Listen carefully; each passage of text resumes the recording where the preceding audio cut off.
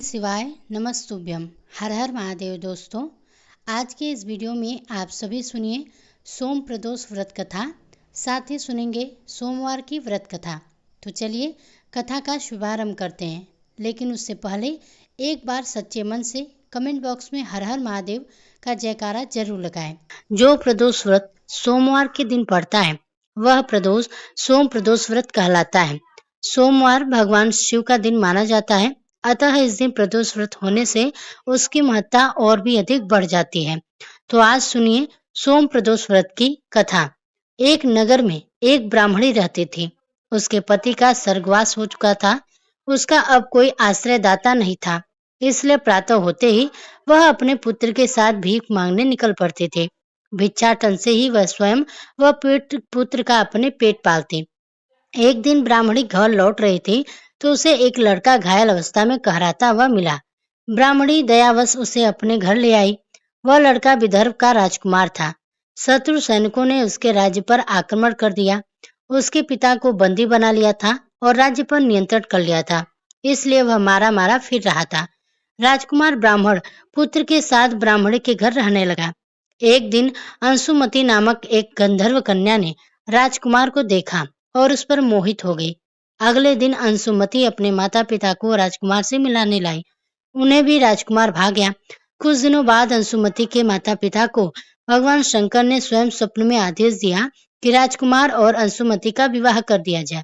उन्होंने वैसा ही किया। ब्राह्मणी प्रदोष व्रत करती थी। उसे व्रत के प्रभाव से और गंधर्व व्रत की सेना की सहायता से राजकुमार ने विदर्भ से शस्त्रों को खदेड़ दिया और पिता के राज्य को पुनः प्राप्त कर लिया। आनंद पूर्वक रहने लगा। राजकुमार ने ब्राह्मण पुत्र को अपना प्रधानमंत्री बनाया। ब्राह्मणी के प्रदोष व्रत के महात्म्य से जैसे राजकुमार और ब्राह्मण पुत्र के दिन फिरे, वैसे ही शंकर भगवान अपने अन्य सभी भक्तों के दिन फिरते हैं। आज सोमवार का दिन है, तो आज आप सुनेंगे सोमवार व्रत की कथा। सोमवार के दिन भगवान शिव की पूजा करके कथा का श्रवण करने से भक्तों के सभी कष्ट दूर होते हैं और उनकी मनोकामनाएं भी पूर्ण होती हैं। कथा का शुभारंभ करने से पहले आइए हम सब मिलकर भगवान शिव का स्मरण करें, जो कि सांसारिक भय को हरने वाले हैं और देवताओं के स्वामी हैं, जो गंगा जी को धारण करते हैं, जिनका वृषभ वाहन है, और जो अंबिका के ईश हैं, जिनके हाथ में खटवांग त्रिशूल और वरद अभय मुद्रा है। उन संसार रोग को हरने वाले अद्वितीय औषध रूप भगवान शिव को प्रणाम करते हैं। अर्धनारीश्वर स्वरूप अर्थात भगवती पार्वती, जिनका आधा अंग है, जो संसार की सृष्टि स्थिति और प्रलय के कारण हैं और आदिदेव हैं। विश्वनाथ हैं, विश्व विजय और मनोहर हैं। सांसारिक रोगों को नष्ट करने के लिए अद्वितीय और औषध रूप में ग्रीस अर्थात शिव को हम सब प्रातः काल नमस्कार करते हैं। जो अंत से रहित आदिदेव हैं, वेदांत से जानने योग्य, पाप रहित और महान पुरुष हैं, तथा जो नाम आदि वेदों से रहित, विकारों से शून्य अर्थात विकार रहित है और संसार रोगों के हरने के निमित्त अद्वितीय औषध है, उन शिव जी को हम सब प्रातः काल नमस्कार भेजते हैं। आइए अब सुनिए सोमवार व्रत की कथा। देखिए, पौराणिक कथा के अनुसार अमरावती नगर में एक धनी व्यापारी रहा करता था। दूर दूर तक उसका व्यापार फैला हुआ था। नगर में उस व्यापारी का सभी लोग बहुत ही मान सम्मान किया करते थे। इतना सब कुछ होने पर भी वह व्यापारी मन से बहुत ही दुखी था, क्योंकि उस व्यापारी का कोई पुत्र जो नहीं था। दिन रात उसे बस एक ही चिंता सताती कि उसकी मृत्यु के बाद उसके इतने बड़े व्यापार और संपत्ति की कौन संभालेगा। पुत्र प्राप्ति की इच्छा से वह व्यापारी हर सोमवार भगवान शिव का व्रत और पूजा किया करता था। सायंकाल को वह व्यापारी शिव मंदिर में जाकर भगवान शिव के सामने घी का दीपक भी जलाता। उस व्यापारी की भक्ति देखकर एक दिन देवी पार्वती ने भगवान शिव से कहा कि हे प्रभु, यह व्यापारी आपका सच्चा भक्त है। कितने दिनों से यह सोमवार का व्रत और पूजा नियमित कर रहा है। भगवान, आप इस व्यापारी की मनोकामना अवश्य पूर्ण करें। तब भगवान शिव ने मुस्कुराते हुए कहा कि हे पार्वती, इस संसार में सबको उसके कर्म के अनुसार ही फल की प्राप्ति होती है। प्राणी जैसा कर्म करते हैं वैसा ही उन्हें फल मिलता है। इसके बाद भी देवी पार्वती नहीं मानी। उन्होंने बार बार आग्रह करते हुए कहा कि हे महादेव, हे प्रभु, आपको इस व्यापारी की इच्छा पूरी करनी ही पड़ेगी। यह आपका अनन्य भक्त है। हर सोमवार को आपका विधिवत व्रत रखता है और पूजा अर्चना के बाद आपको भोग लगाकर एक समय ही भोजन भी ग्रहण करता है। आपको इसे पुत्र प्राप्ति का वरदान देना ही होगा। प्रभु, देवी पार्वती का इतना आग्रह देखकर भगवान शिव ने कहा कि देवी, तुम्हारे आग्रह पर मैं इस व्यापारी को पुत्र प्राप्ति का वरदान देता हूँ, लेकिन इसका पुत्र 16 वर्ष से अधिक जीवित नहीं रहेगा। उसी रात भगवान शिव ने स्वप्न में उस व्यापारी को दर्शन देकर उसे पुत्र प्राप्ति का वरदान दिया और उसके पुत्र के 16 वर्ष तक जीवित रहने की बात भी बताई। भगवान के वरदान से उस व्यापारी को खुशी तो हुई, लेकिन पुत्र की अल्पायु की चिंता ने उस खुशी को नष्ट कर दिया। व्यापारी अब भी पहले की तरह सोमवार की विधिवत व्रत करता रहा। कुछ महीने पश्चात उसके घर में एक सुंदर पुत्र उत्पन्न हुआ। उससे व्यापारी के घर में खुशियां भर गईं। बहुत धूमधाम से पुत्र जन्म समारोह मनाया गया।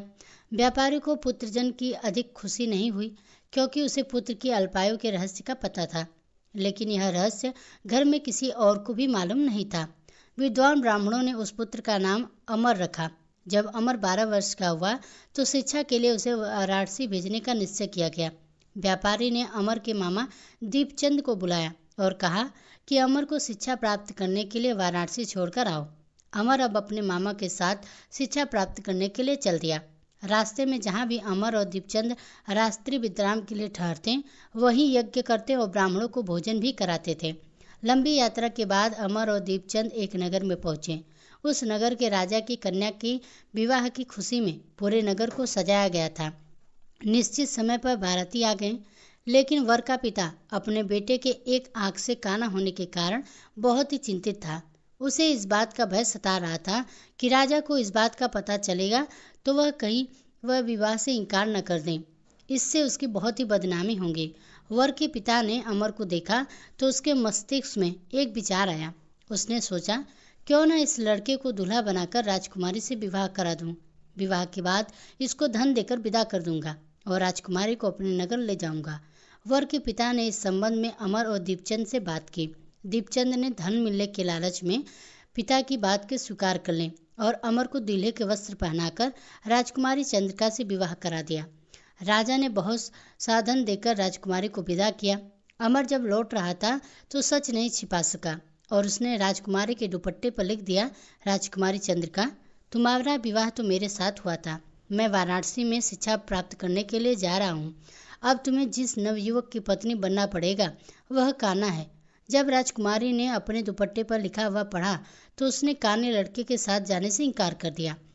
राजा ने सब बातें जानकर राजकुमारी को महल में ही रख लिया। उधर अमर अपने मामा दीपचंद के साथ वाराणसी पहुंच गया। अमर ने गुरुकुल में पढ़ना प्रारंभ कर दिया। जब अमर की आयु 16 वर्ष की हुई तो उसने एक यज्ञ किया। यज्ञ की समाप्ति पर ब्राह्मणों को भोजन कराया और खूब अन्न वस्त्र दान किए। रात को अमर अपने शयन कक्ष में सो गया।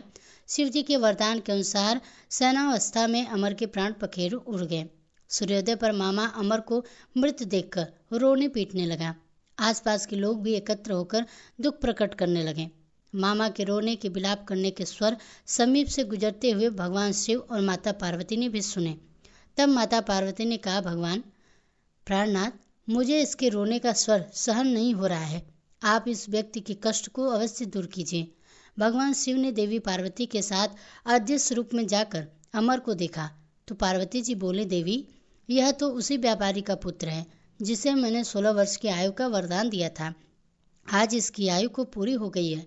तो देवी पार्वती ने फिर भगवान शिव से निवेदन किया कि हे प्राणनाथ, आप इस लड़के को जीवित कर दीजिए, नहीं तो इस लड़के के माता पिता पुत्र के मृत्यु के कारण रो रो कर अपने प्राणों को त्याग देंगे। इस लड़के का पिता तो आपका परम भक्त है, वर्षों से सोमवार का व्रत करते हुए आपको भोग लगा रहा है। माता पार्वती के बार बार आग्रह करने पर भगवान शिव ने उस लड़के को जीवित होने का वरदान दे दिया और कुछ ही क्षणों में वह जीवित होकर उड़ गया। फिर शिक्षा समाप्त करके अमर अपने मामा के साथ अपने नगर की ओर चल दिया। दोनों चलते हुए उसी नगर में पहुंचे जहां अमर का विवाह हुआ था। उस नगर में भी अमर ने यज्ञ का आयोजन किया। समीप से गुजरते हुए नगर के राजा ने यज्ञ का आयोजन देखा। तब राजा ने अमर को तुरंत पहचान लिया। यज्ञ समाप्त होने पर राजा अमर और उसके मामा को महल में ले गया और फिर उन्हें महल में रखकर कुछ बहुत सारा धन वस्त्र देकर राजकुमारी के साथ विदा कर दिया। रास्ते में सुरक्षा के लिए राजा ने बहुत से सैनिकों को भी साथ भेजा। दीपचंद ने नगर पहुंचते ही एक दूत को घर भेजकर अपने आने की सूचना भेजी। अपने बेटे अमर के जीवित वापस लौटने की सूचना से व्यापारी बहुत ही प्रसन्न हुआ। व्यापारी ने अपनी पत्नी के साथ स्वयं को एक कमरे में बंद रखा था। भूखे प्यासे रहकर व्यापारी और उसकी पत्नी बेटे की प्रतीक्षा कर रहे थे। उन्होंने प्रतिज्ञा कर रखी थी कि यदि उन्हें अपने बेटे की मृत्यु का समाचार मिला तो वे दोनों भी अपने प्राण त्याग देंगे। व्यापारी अपनी पत्नी और मित्रों के साथ नगर के द्वार पर पहुंच गया। अपने बेटे के विवाह का समाचार सुनकर पुत्रवधू राजकुमारी चंद्रिका को देखकर उसकी खुशी का ठिकाना ही न आया। उसी रात भगवान शिव ने व्यापारी के स्वप्न में आकर कहा, हे सृष्टि, मैंने तेरे सोमवार के व्रत करने और व्रत कथा सुनने से प्रसन्न होकर तेरे पुत्र को लंबी आयु प्रदान की है। यह सुनकर व्यापारी बहुत ही प्रसन्न हुआ। सोमवार का व्रत करने से व्यापारी के घर में खुशियां लौट आई। शास्त्रों में लिखा है कि जो भी स्त्री पुरुष सोमवार का विधिवत व्रत करते हैं और व्रत कथा सुनते हैं, उनकी सभी इच्छाएं महादेव की कृपा से पूरी हो जाती हैं। सोमवार व्रत कथा समाप्त। अब सुनिए एक और अद्भुत कहानी। एक बार जब भगवान शिव योग का संचार और सृष्टि की संरचना की व्याख्या सप्त ऋषियों कर रहे थे, तब एक अद्भुत और सुंदर घटना घटित हुई। सप्त ऋषियों में से एक ऋषि, जो बाद में भृगु महान ऋषि के नाम से प्रसिद्ध हुए, भगवान शिव के एक उत्साही भक्त थे। भगवान शिव सप्त ऋषियों के साथ वह जो व्याख्यान कर रहे थे, जो क्रांतिकारी सरोवर के किनारे हो रहा था, जिसे कृपा की झील के नाम से भी जाना जाता है, उस जगह पर देवी पार्वती जी भी उपस्थित थे। भृगु ऋषि हमेशा की तरह सुबह जल्दी आए और वे शिव जी की प्रतीक्षा अर्थात परिक्रमा करना चाहते थे। पार्वती जी शिव के करीब ही बैठी थी, लेकिन भृगु ऋषि ने देवी पार्वती की परिक्रमा न करते हुए भगवान शिव और देवी पार्वती के बीच से होकर भगवान शिव की परिक्रमा पूरी की, क्योंकि वे भगवान की ही परिक्रमा करना चाहते थे, देवी पार्वती की नहीं। भगवान शिव तो इससे प्रसन्न हुए, लेकिन देवी पार्वती नहीं हुई। उन्हें भृगु ऋषि की यह हरकत पसंद नहीं आई। देवी पार्वती के मन की बात भगवान शिव समझ गए।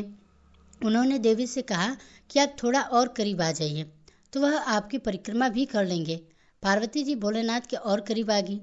भृगु ऋषि ने देखा कि अब तो परिक्रमा करने के लिए भगवान शिव और देवी पार्वती के बीच में थोड़ी सी भी जगह नहीं बची है, तो उन्होंने एक चूहे का रूप धारण कर लिया और देवी पार्वती को बाहर रखते हुए अकेले शिव जी की परिक्रमा पूरी कर ली। पार्वती जी इस बात से क्रोधित हो गई। तब भगवान शिव ने उन्हें अपनी जंघा पर बिठा लिया।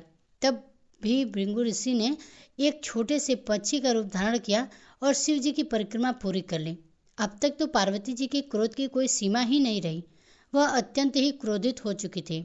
शिव जी ने पार्वती जी को खींचकर खुद में ले लिया और उन्हें खुद का हिस्सा बना लिया, जिससे कि उनका आधा हिस्सा बन गया और आधा हिस्सा पार्वती जी।